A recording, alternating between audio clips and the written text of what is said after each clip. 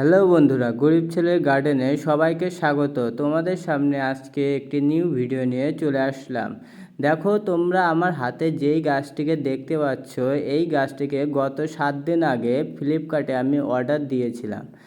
একটি সুন্দর গাছ অর্ডার দিয়েছিলাম ফ্লিপকার্ট থেকে, সেটি হলো আমলকির গাছ। আমলকির গাছটি দেখো কেমন দিয়েছে, একদম গাছ শুকিয়ে গিয়েছে। গাছ তো নয়, মনে হয় খড়ি দিয়েছে। দেখো, এই গাছটির আনবক্স করার ভিডিও আমি এই স্ক্রিনের মধ্যে দিয়ে দিচ্ছি, তোমরা এই ভিডিওর মাধ্যমেই দেখে নিতে পারবে।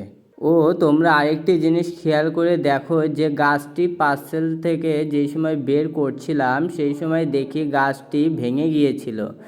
ভাঙা জায়গাটাও আমি কত সুন্দর টেপ দিয়ে রিপেয়ারিং করে গাছটিকে ছাদে রোপণ করে দিচ্ছি।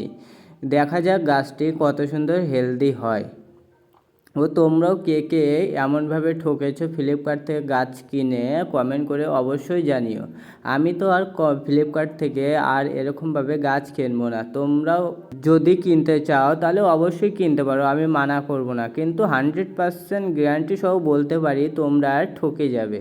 কারণ 1 নম্বর আর একটা বিষয় আছে, ওরা আবার বিচির গাছ সেল করে, গ্যাপটিংয়ের গাছটা সেল করে না।